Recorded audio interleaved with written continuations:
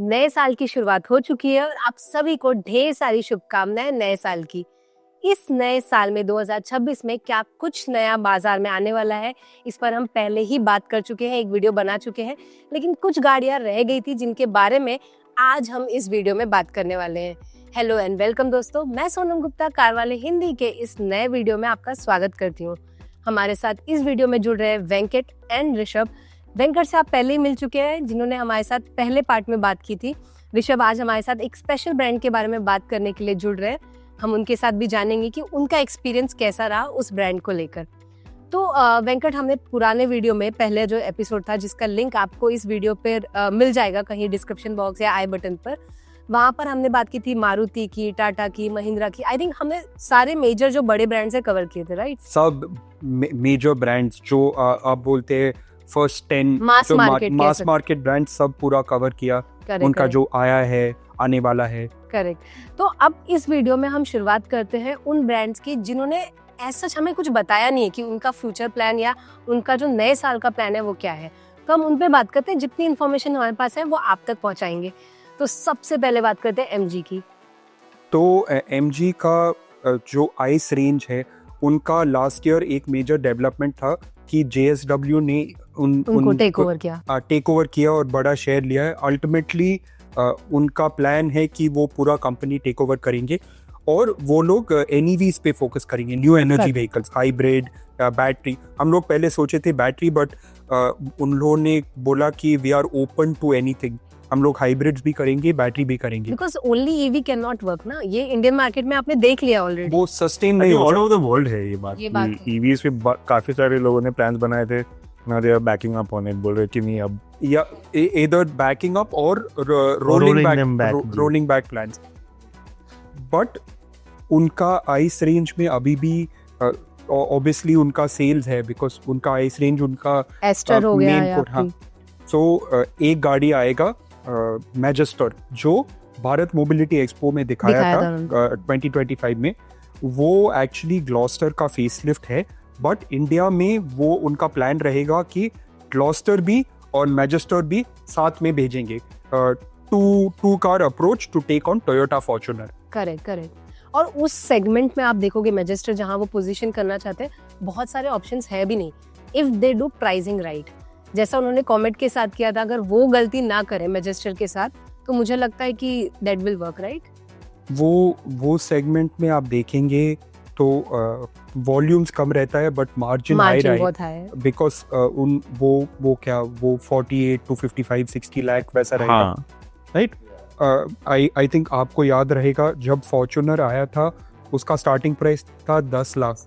आज आप top of the line Fortuner के लिए जाएंगे तो 60 लाख मिनिमम, 60 लाख तक है, 60 लाख, राइट? एंड वेंकट, एक इंटरेस्टिंग, ऐसा नहीं कि ऑनेस्टली मेरा ओपिनियन है, I don't find the Toyota Fortuner इतना खास। आई वाज अबाउट रिलायबल है, ठीक है, वो सब टोयोटा का नाम है, लेकिन इंटीरियर देख लीजिए, राइड क्वालिटी बहुत खराब है उसकी, बहुत बाउंसी है। बट ये पॉइंट पे मैं एक चीज ऐड करता हूँ, और for want of better term, आप टोयोटा का गट्स देखो।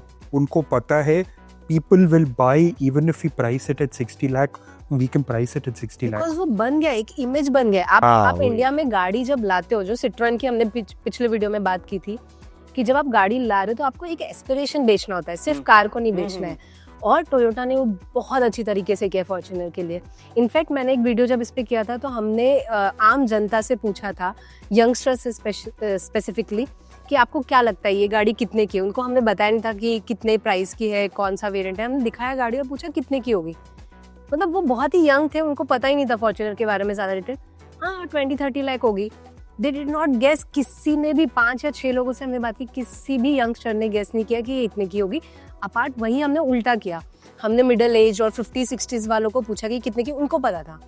क्योंकि वो एक टोयोटा ने एक ब्रांड वैल्यू जो पुराने लोगों में बना दी है, आई थिंक वो एक पूरी अलग कहानी है। एमजी का एक एडवांटेज होने वाला है, बिकॉज़ अगर ग्लॉस्टर की इंटीरियर को देख लो तो it is much richer, more luxury feeling होती है उसमें। वो उनको मैजेस्टर के साथ भी मिलेगी। तो अगर आपको वो वैल्यू चाहिए, स्पेस चाहिए, the Majestor will be more spacious also, I believe. तो आई थिंक वो काफी एक वैल्यू प्रोपोजिशन काफी अच्छी होगी उसकी।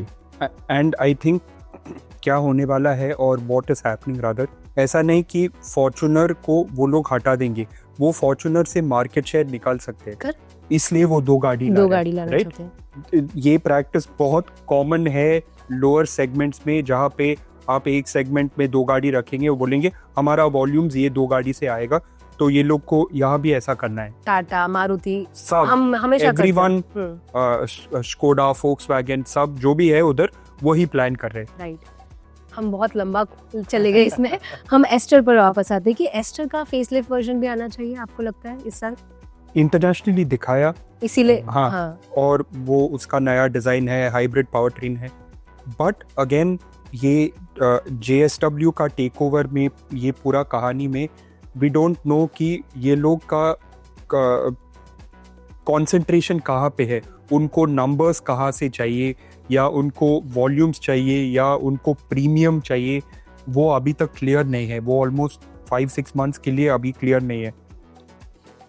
सो वो एस्टर का पोटेंशियल है, बिकॉज एस्टर वो सेगमेंट पे आता है, विक्टोरिस, ग्रैंड विटारा, और आप लास्ट 1 ईयर का लॉन्चेस आप देख रहे, तो everyone has launched cars there, that is the new volumes market, segment वाला।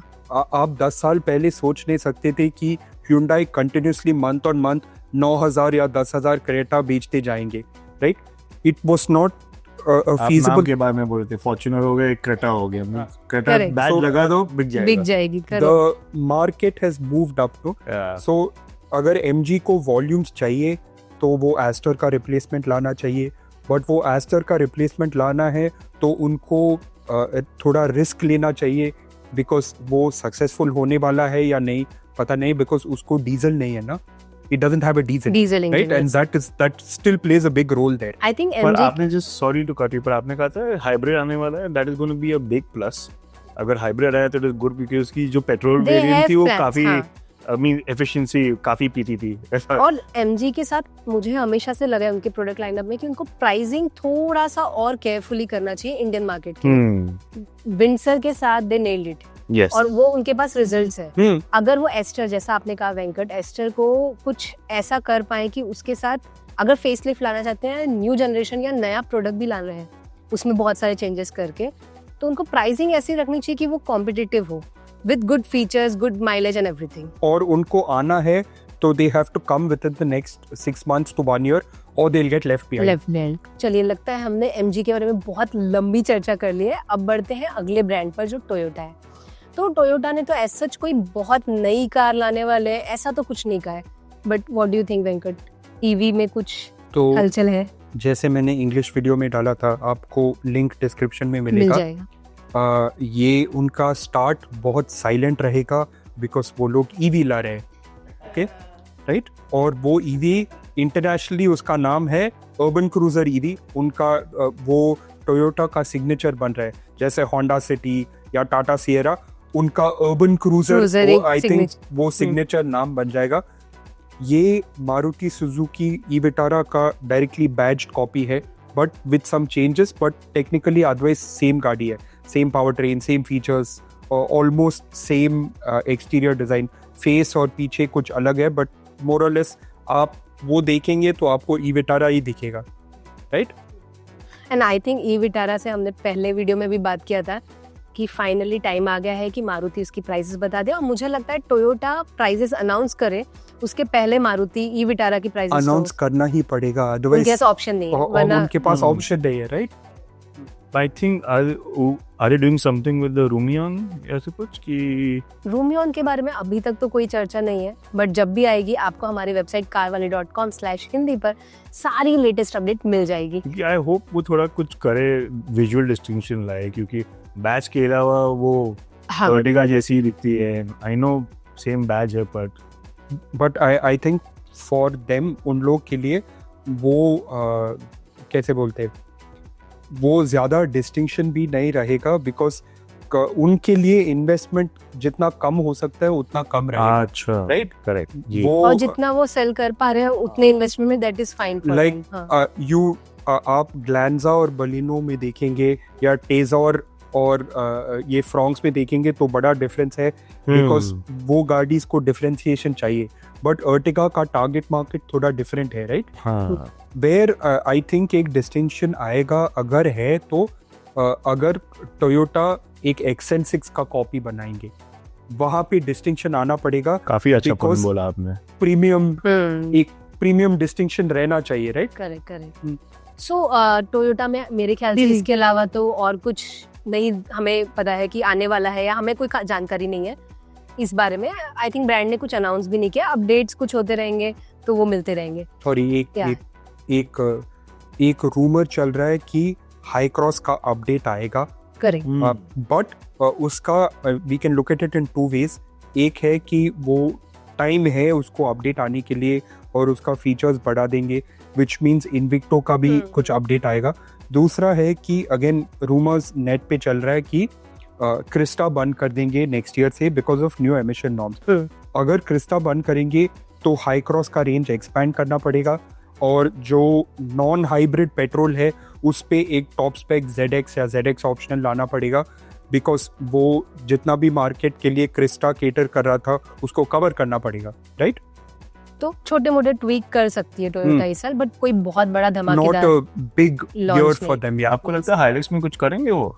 हाइलक्स में आई डोंट थिंक सो, क्योंकि मार्केट में उसकी जो सेल नंबर है वो स्टैग्नेंट ही है काफी। पिछले 3 सालों से तो नंबर्स डबल हो पाया क्योंकि उन्होंने प्राइसेस घटा दिए, नहीं तो बहुत एक्सपेंसिव लॉन्च हुई थी। एक नया हाइलक्स आया है, बट आप वही। वो टाइमलाइन देखेंगे तो जब ये हाइलक्स आया था ऑलमोस्ट 3 to 4 years लगा इंडियन मार्केट में आने के लिए। तो पर अभी बायर भी काफी इंटरनेट की वजह से काफी इन्फॉर्म रहता है, तो उसे भी पता है कि नया हाइलक्स तो बाहर आ गया है, तो वो क्यों ये करंट हाइलक्स ले। बट वही है, हमने जो अपने वीडियो में भी हाइलक्स पर जब वीडियो किया था तो हमने इस बारे में चर्चा की थी कि हाइलक्स इंडियन मार्केट में पिकअप ट्रक कल्चर अभी तक वो उतना कह सकते हैं एनरूट, मतलब उतना उनके अंदर बसा नहीं है अब तक। ये इसका पर्पस क्या है वो समझ नहीं पा रहे कि ये टियर 1 सिटी के लिए नहीं है। ले रहे हैं तो टियर 1 सिटी में उसको सिर्फ एक सोशा की तरह ले रहे हैं। वो टियर 2 टियर 3 सिटी में आप उसका इस्तेमाल कैसे कर सकते हैं? अगर वो एक एडवर्टाइजमेंट और ब्रांडिंग वैसी हो तो शायद आप जो कह रहे हैं वो आप इंटरेस्टेड है तो हम साथ भी किसान कर सकते हैं और हाइलक्स का कॉम्बिनेशन ले लेंगे। सो टोयोटा को ये वीडियो हम भेज देंगे। तो चलिए अगले ब्रांड पर चलते हैं, हम सिट्रोएन की बात करते हैं। पिछले साल जो उन्होंने एक्स नाम से अपना पूरा काया पलट किया है अपने लाइनअप का, तो मुझे लगता है कि वही एक कंटिन्यूएशन है। उसके अलावा क्या लगता है? तो दो चीज़ है। एक, जब हम लोग सिट्रोन से बात किया था तो उन्होंने बोला था कि एयरक्रॉस के लिए CNG लाएंगे। बासॉल्ट में है, C3 में है, और वो डीलर लेवल का फिटमेंट है कंपनी सर्टिफिकेशन के साथ।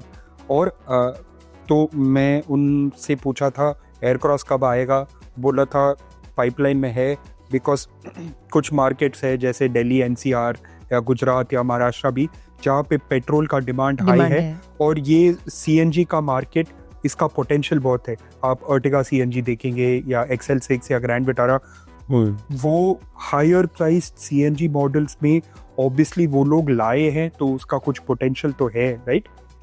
और फ्लीट मार्केट में भी थोड़ा बहुत पॉपुलर रहेगा, राइट? दूसरा, उन्होंने बोला था कि हम लोग E-C3X पे भी काम कर रहे हैं, राइट? एक वो भी पाइपलाइन में है।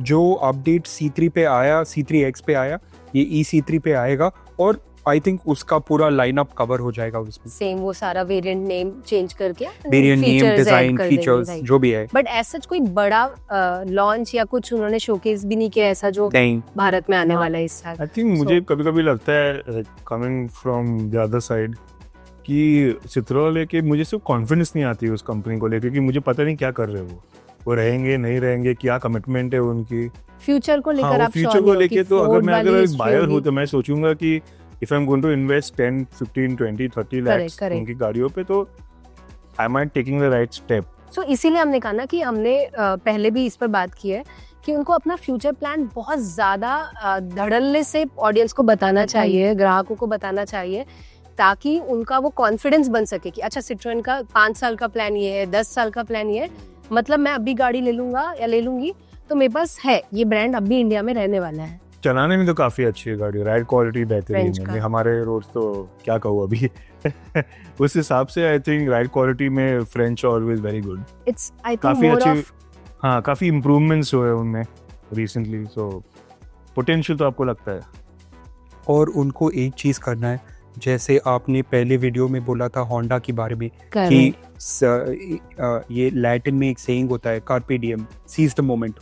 करेक्ट। उनको चांस लेना है इंडियन मार्केट पे, because we are going to become the top 3 in the world very soon, right? Top 3-4, we are already the 4th market. आपको चांस लेना पड़ेगा, आप इन्वेस्ट करोगे तो आपको रिजल्ट्स आएगा। वो कॉशन अप्रोच के साथ नहीं चलता है। तो अब हम सिट्रोन की बात कर रहे थे, इसके साथ ही हम जीप की बात कर लेते हैं, सेम ब्रांड टिरांटिस। सो जैसे सिट्रोन अभी थोड़ा कॉशियसली जा रहा है, जीप तो और कॉशियसली जा रहा है, राइट? इंटरनेशनली वो लोग नया कंपस दिखाया, नया अवेंजर भी दिखाया, एक नया ग्रैंड चेरोकी भी दिखाया, बट इंडिया में अभी तक कुछ अनाउंस नहीं किया। करेक्ट। वो लग्जरी मार्केट का पोटेंशियल है, लोग को खरीदने के लिए तैयार है, right? They are okay to invest in Jeep brand और they are ready to invest in Jeep. आपको चांस लेना है इंडिया मार्केट, जैसे आपने सिट्रोन के लिए कहा। इनिशियल जो मोमेंटम था जब कंपस आई थी नई, काफी लोगों ने बाई की। इनफैक्ट मेरिडियन, ऋषभ, हमने मेरिडियन पर वॉक अराउंड जब किया, इतना अच्छा रिस्पांस था, लोग जानना चाहते थे और अपडेटेड था, फिर भी लोगों को उसके बारे में आपको और याद जानना है था। ऑटो एक्सपो में हम मेरिडियन लेके गए थे, Correct। लॉट ऑफ पीपल को बहुत कंफर्टेबल लगा वो गाड़ी, ग्रेट राइड, कंफर्ट था, तो सस्पेंशन। लोग आपके लोग लिए वेट सब- नहीं करेंगे ज्यादा, आपको लाना इतना नहीं पड़ेगा वेट कुछ। करेंगे, आपको दिखाना चाहिए कि आपको सेल करना है, आप बुलिश हो इंडियन मार्केट को Correct, लेकर, वो है ही नहीं। तो ये हमने सिट्रोन और जीप की बात कर ली। अब आते हैं ऋषभ आपके पास, विनफास्ट की बात करेंगे हम। हाँ, आप हाँ। वियतनाम गए थे जी। विनफास्ट के लिए, तो क्या कुछ लग रहा है आपको इंडिया में उनके साथ? पहले तो मैं काफ़ी शॉक था कि ये कंपनी एक्चुअली इतने कम टाइम में उन्होंने काफ़ी प्रोग्रेस किया है, मेनली इन वियतनामीज मार्केट। उन्होंने देखा कि ईवीज में बहुत पोटेंशियल है, तो उन्होंने अपना सारा जो जोर है वो ईवीज में डाल दिया है। तो उधर जब मैं उनकी फैक्ट्री में गया, I was quite impress, like any other factory, काफ़ी वेल ऑर्गेनाइज था। इनफैक्ट फोर्ड के जो सानन प्लांट के कुछ इंजीनियर्स है वो आ गए हैं, तो सम इंडियन इंजीनियर्स भी थे उधर। एक गुजराती बंदे से मिला था मैं, वो काफ़ी खुश था मैं देखकर इंडियंस को। एंड जब मैं लाइन में गया तो एक इंटरेस्टिंग गाड़ी थी लिमो ग्रीन, जो किया कारेंस क्लैविस की कॉम्पिटिटर होने वाली है। काफ़ी अच्छी लगी, वेल फिनिश थी। मैंने फिर VF3 देखी, एक्चुअली मुझे बहुत इंटरेस्टिंग लगी। नहीं, अभी MG कॉमेट है, ठीक है, पैकेजिंग वाइज बहुत ग्रेट है, बट छोटे व्हील्स आते हैं उसमें, लोगों को लगता है अनस्टेबल है, एंड काफ़ी छोटी गाड़ी है। हाँ, उसी सेगमेंट में एक्चुअली अगर VF3 आती है तो विल बी ग्रेट, क्योंकि गाड़ी में जब मैं बैठा तो काफ़ी स्पेशियस था। एक और जो गाड़ी मुझे बहुत बहुत इंटरेस्टिंग लगी, मुझे लगा बहुत पोटेंशियल है उसका, वो है विनफास्ट की VF3। अभी ये एक माइक्रो कार है, EV कार है, जो MG कॉमेट के सेगमेंट में आती है, लेकिन MG कॉमेट से काफ़ी बड़ी है, स्पेशियस है। उसका स्टांस काफ़ी अच्छा लगा मुझे। यहाँ पे कॉमेट में काफ़ी छोटे व्हील्स आते हैं, इसमें 16 इंच के व्हील्स लगे हैं। हम 4 जन बैठे थे अंदर, डिसेंट स्पेस था। मुझे एक क्वेश्चन था क्वालिटी को लेकर, क्वालिटी कैसी होगी। तो जब हम फैक्ट्री में गए थे तो हमने VF3, VF7, VF6, VF8 जो इंडिया में आने वाली है, उन सब गाड़ियों में मैं जाके बैठा और मैंने देखा कि फिनिशिंग का कुछ मुझे इशू नहीं लगा। It looks at par as competition. अभी चलाने के लिए हमें ऑब्वियसली नहीं मिला था, लेकिन मेरे जो बॉस है विक्रांत सिंह, उन्होंने चलाई थी। उन्होंने कहा VF7 काफ़ी अच्छी है इन टर्म्स ऑफ द पैकेज, जो इंडिया में लॉन्च भी हुई है। तो एक चीज़ है कि हमें लेके गए थे क्योंकि उनको दिखाना था कि विनफास्ट है क्या, वियतनाम कंट्री है क्या, एंड एक फेमिलराइजेशन ट्रिप था। तो अभी हमको पता है कि they are not a very small company, और वो लोग काफ़ी इंडिया को लेके काफ़ी सीरियस है, काफ़ी नए लॉन्चेस आने वाले हैं। एंड मुझे पर्सनली लगता है VF7 के साथ VF8 आनी चाहिए। लिमो ग्रीन पे तो मैं बहुत उम्मीद है मुझे कि I hope they get it right, क्योंकि in terms of space, fitment, design काफ़ी प्रॉमिसिंग लगी। एंड VF3 अगर आ जाए तो फॉर सिटीज़ लाइक बॉम्बे और Delhi be very interesting. I think VF3 इसी साल उन्होंने प्रॉमिस किया है कि वो लाएंगे। जैसा आपने कहा MG कॉमेट से वेंकट वो मिलती जुलती है। MG कॉमेट के साथ जो चीज़ हुई थी कि प्राइसिंग को लेकर, अगर वो VF3 के साथ सही कम प्राइसिंग में उसे ले आ पाए तो आई थिंक वो सेकंड कार की तरह लोगों के लिए एक अच्छा ऑप्शन बन सकती है। बहुत। द ओनली थिंग इज कि उन्होंने काफी VF6 और VF7 जब लाया इंडिया में, प्राइसिंग बहुत अच्छी रखी थी जी। तो वो एक चीज मुझे नहीं लगता कि वो गलत करेंगे। आपको क्या लगता है? वो प्राइसिंग तो बहुत क्रूशल है, राइट? वो लोग ठीक से प्राइस करेंगे. We are talking maybe top end under 10 lakh, होनी चाहिए, अंडर 10 लाख तक होनी चाहिए, बिकॉज उसके ऊपर वो 2 डोर गाड़ी है, राइट? एंड वो तो it doesn't sell very well in India.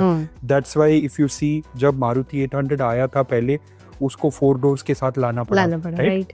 So that will be one challenge for VinFast, right? और दूसरा क्या है कि कंज्यूमर्स का इंटरेस्ट वो सेगमेंट से निकल गया है, right? Not, I can't say निकल गया है, बट थोड़ा कम हो गया. They want bigger cars, they want bigger EVs. So if you have to convince someone कि आप इतना छोटा गाड़ी ले लो जो ऐसा यूनिक दिख रहा है, जैसे आपने बोला था वो सेकेंडरी या तीसरा गाड़ी रहेगा, या जिनको ज़रूरत नहीं है कि मुझे हर दिन गाड़ी चलाना ओकेजनल यूज़ के लिए, उनके लिए अच्छा रहेगा, राइट? बट अल्टीमेटली उनको एक चीज़ they will have to digest कि इनिशियली वो थोड़ा स्लो रहेगा to get off the ground. I think they're nailing it with design. I think उनके सारे डिजाइन काफी अच्छे हैं. और Wave 3B, as you said, features, वो सेगमेंट पे फीचर्स इम्पोर्टेंट है. वो लोग फीचर्स ठीक से डालेंगे गाड़ी में, इट विल सेल. हम विनफास्ट की बात कर रहे हैं, तो चलिए इसी से एक और इलेक्ट्रिक ब्रांड की हो जाते हैं, BYD. क्या प्लान लगता है आपको उसके? BYD का अगेन थोड़ा साइलेंट रहेगा. मुझे लग रहा है वो लोग एटो 2 लाएंगे, एटो 3 के नीचे करेक्ट पोजीशन करेंगे. एक 20 वो E-Max 7 कहाँ पे है? 15 to 20 लाख कहना रुपीस कि के बीच में अटेनेबल हो जाएगा, मतलब एटो. तो उसके अलावा तो एज सच BYD ने कोई शोर नहीं मचाया कि क्या इंट्रोड्यूस्ड एनीथिंग एल्स. और मुझे लग रहा है और थोड़ा टाइम के लिए रुकेंगे बिफोर वो लोग कुछ प्रीमियम मॉडल्स लाएंगे, राइट? वो उसका नाम प्रोनाउंस करने के लिए थोड़ा डिफिकल्ट है. यावांग 7 कैसे प्रोनाउंस करते हैं? मैं कोशिश भी नहीं कर रही. Yanwang 7. How do you pronounce that, man? Yeah, the SUV that can do Yanwang. should ask audience only. Yanwang U8. आप just say it loudly. Audience के लिए जोर से बताइए. Yanwang U8. हाँ, आप हमारा crew का Yanwang to V8 क्या है? U8. हाँ. ठीक है, अगर आपको इसका सही प्रोनाउंसिएशन पता है तो आप हमें वॉइस नोट कमेंट में भेज सकते हैं. तो चलिए अगले ब्रांड की ओर बढ़ते हैं, वॉल्वो की बात करते हैं. मुझे लगता है कि XC90 का इलेक्ट्रिक वर्जन इसी साल EX90 आएगा. वॉल्वो एक कंपनी है जो वो like everyone else has rolled back from EV targets, Volvo सेक नहीं, हम लोग करेंगे ही करेंगे और इंट्रोड्यूस करते जा रहे. वो ऑलरेडी कंफर्म किया कि 2026 में EX90 लेके आएंगे. जो भी XC90 का फॉर्मूला है वो इलेक्ट्रिक पावर ट्रेन के साथ वो आएगा. एंड इंडिया में क्रेटा EV देख लो आप, या फिर बाकी ब्रांड्स के भी EVs देखो, जो बॉर्न इलेक्ट्रिक के अलावा जो EV आइस वर्जन का आ रहा है वो काफी बेटर परफॉर्म कर रहा है. तो मे बी EX90 के साथ भी वैसा हो सकता है. और कोई कार वॉल्वो की लिस्ट में है? ये वीडियो से कुछ दिन आगे EX60 दिखाएंगे, इलेक्ट्रिक वर्जन ऑफ XC60. मुझे लग रहा है 2027 में वो आएगा, अगले साल. वॉल्वो ने बोला था अगले 3 साल के लिए हम लोग एक मॉडल इंट्रोड्यूस कर देंगे. लास्ट ईयर 2 इंट्रोड्यूस किया, XC90 और XC60 फेसलिफ्ट, ये और EX30 3 गाड़ी, और ये साल EX90 लॉन्च करेंगे इंडिया में. मुझे लग रहा है वो लोग असेंबल करेंगे इंडिया में ताकि उनको कॉस्ट एडवांटेज मिलेगा, बिकॉज वो EV फाइट में वो लोग ऑलरेडी थोड़ा लेट हो गए. तो जो भी एडवांटेज उनको मिलेगा उनको लेना पड़ेगा इमीडिएटली. प्राइसिंग अगर वो असेंबल यहाँ करते तो प्राइसिंग कम हो जाएगा, आप कॉम्पिटिटिव हो जाएंगे. करेक्ट. आई थिंक मोटा हमने सारे ब्रांड्स कवर कर लिए. ओला, अगर ऋषभ आप यहाँ पर है, ओला हमने लिस्ट किया है कार वाले की वेबसाइट पे. एक एक्सपेक्टेशन वाली कार भी वहाँ पर है. आपको क्या लगता है इसके बारे में? मुझे नहीं लगता ये कार ये साल या अगले साल भी आएगी. ओला काफ़ी बुरे हाल में है फिलहाल, और कस्टमर तो और भी बुरे हाल में है. सर्विस सेंटर्स बंद हो रहे. कंपनी ट्राई कर रही है कि सब इश्यूज़ को एड्रेस करे, लेकिन यहाँ पर उनकी स्कूटर और बाइक्स सफ़र कर रहे हैं. I don't see any point कि ओला 4 व्हीलर में आएगी तो कार कितनी रिलायबल होगी. उनका नाम काफ़ी ख़राब हो गया था. I don't think Indian consumer doesn't forget. And जब वो सफ़र करते हैं तो वर्ड ऑफ माउथ भी बहुत बुरा होता है. तो आई डोंट थिंक ओला के लिए आपको रुकना भी चाहिए फिलहाल. There is nothing concrete. जैसा मैंने पहले एपिसोड में ऋषभ हमने किया था कि हम जो लिस्ट हमने डिस्कस किए, जो ब्रांड्स हमने डिस्कस किए, उनमें से अगर आपको चूज करना हो, वेंकट पहले आपसे पूछती हूँ मैं कि कौन सी गाड़ी का आपको इंतजार है? Honestly speaking I am excited for Limo Green, क्योंकि मैंने Carens Clavis I was gonna say the same thing. मैंने कैरेंस क्लैविस ईवी का पोटेंशियल देखा है और वो है, वो उसका मार्केट है, वो यूज कर सकते हैं 3 रोज के साथ, अच्छा गाड़ी आएगा। दूसरा जो मैं जिस चीज के लिए मैं रुक रहा हूँ VF3। तो मतलब विनफास्ट विनर है आपकी लिस्ट में। ऋषभ आपकी तो पहली ऑप्शन चली गई। कोई और ब्रांड आप तो But yeah, they are the most promising VinFast, I feel, both of them. हम लोग एक चीज बोल सकते हैं कि एक टीम में एक ही सोच रहता है। We are unified in thought. क्योंकि VF3 एक्चुअली मुझे लगता है चलाने में बहुत मजा आएगा। हाँ. और उसका स्टांस, इस पे पर्सनालिटी है। कुछ कार्स हम लेते हैं क्योंकि आपको उसकी पर्सनालिटी काफी अच्छी लगती है। और उस छोटी सी गाड़ी है लेकिन इतना है ना, छोटा पैकेट बड़ा धमाका बोलते हैं आप, वो काफी अच्छी लगती है इन द सेंस, जैसे हमने कहा सेकंड कार के तौर पे तो बहुत ही कूल लगेगा अगर आप ऑफिस जा रहे हो, कॉलेज लेके जा रहे हो, फिर you can by that car, बहुत अच्छी रहेगी वो। और ये भी आप सोच सकते हैं, ये मेरा पर्सनल एक्सपीरियंस है, वो एक गाड़ी रहेगा जो अगर आप मुंबई से है या आप गूगल कर सकते हैं, आप शाम का 6:30 बजे आप वो गाड़ी दादर का फ्लावर मार्केट के पास लेके जा सकते हैं। वो हाँ, Right? काफी congested area. I think congested एक अंडरस्टेटमेंट रहेगा, that to 6:30 in the evening, हाँ। and Correct. you know you have grown In up the in morning Dadar, also, तो so आपको पता रहेगा, right? I would be happy to take the car there without any issues in mind. Correct, इसीलिए मुझे MG comet भी पसंद आई थी, लेकिन प्राइसिंग मैंने पहले ही कहा था कि वो थोड़ा सा डिसअपॉइंट करती है कि सेकंड कार अगर आप उसको लेना चाहते हैं तो शायद आप उतना स्पेंड ना करें उस पर। तो ये थी एक हमारी अच्छी खासी लिस्ट जो और नए साल में आने वाली हैं गाड़ियां, उनके बारे में। आपको क्या लगता है, आपको किस गाड़ी का इंतजार है इस नए साल में? हमें कमेंट में लिखकर बताइए। जैसा ऋषभ और वेंकट ने बताया अपनी चॉइस के बारे में, आप अपनी चॉइस के बारे में हमें कमेंट में बता सकते हैं। अगला वीडियो आप किस गाड़ी पर देखना चाहते हैं वो भी कमेंट में लिखकर बताइए। और अगर ये वीडियो पसंद आया हो तो इसे लाइक और शेयर करना भूलिएगा नहीं। शुक्रिया।